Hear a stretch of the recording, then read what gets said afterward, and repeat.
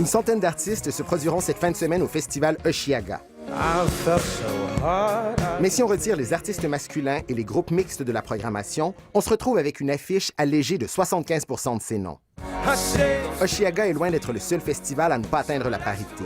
En 2019, seulement 23 % des artistes à se produire dans les festivals québécois étaient des femmes. Je pense qu'on prend le problème, parce que c'est encore un problème, il n'y a pas assez de femmes, du mauvais sens. Pourquoi il n'y a pas autant de femmes sur les affiches? Mais c'est parce qu'au départ, elles ne sont pas accompagnées de la même façon. Pour qu'une fille se rende sur une affiche de festival, il faut qu'elle ait en disqué, il faut qu'elle ait performé déjà, il faut qu'elle ait déjà du galon. Bien qu'elle soit consciente de l'enjeu, elle estime que la réalité de l'industrie ne permet pas d'atteindre actuellement la parité. Est-ce qu'on coche des cases constamment? Non, on est dans l'artistique. Les inégalités ne sont pas propres à certains genres musicaux. Par exemple, Hillsonic, avec 8 % d'artistes féminines, se trouve loin derrière Mutech, Igloo Fest ou les pique-niques électroniques, qui sont au-dessus de la moyenne, avec de 23 à 30 % de femmes. C'est comme une roue, tu sais.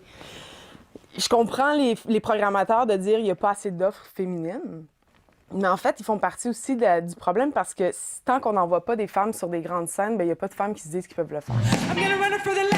La chanteuse Franny Holder pense que les programmateurs doivent être plus curieux, mais elle croit également qu'il faut un changement de mentalité. Mais il y a plusieurs réalités de cette job-là, de cette carrière-là, qui sont comme peut-être défavorables à la longévité comme d'une femme en musique. T'sais, si je pense par exemple à la maternité, cette précarité-là, toujours être dans l'alcool, toujours être dans des vies pas possibles de tourner que tu dors dans un bain. Je pense que des fois, il y a des femmes qui se disent « Hey, mon Dieu, c'est pas quelque chose que je veux faire. » Les organisateurs de Mutech se sont engagés concrètement avec des initiatives comme Key Change et Amplify, des initiatives qui visent à augmenter le nombre de femmes dans les festivals.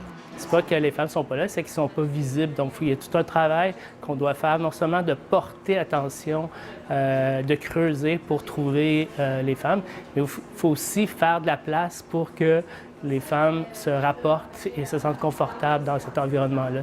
Établir des quotas, revoir le financement des festivals, soutenir le développement professionnel des femmes artistes, c'est quelques-unes des pistes de solutions évoquées, mais tous les intervenants s'accordent pour dire qu'il n'y a pas de solution simple. Ici Nabi Alexandre Chartier, Radio-Canada, Montréal.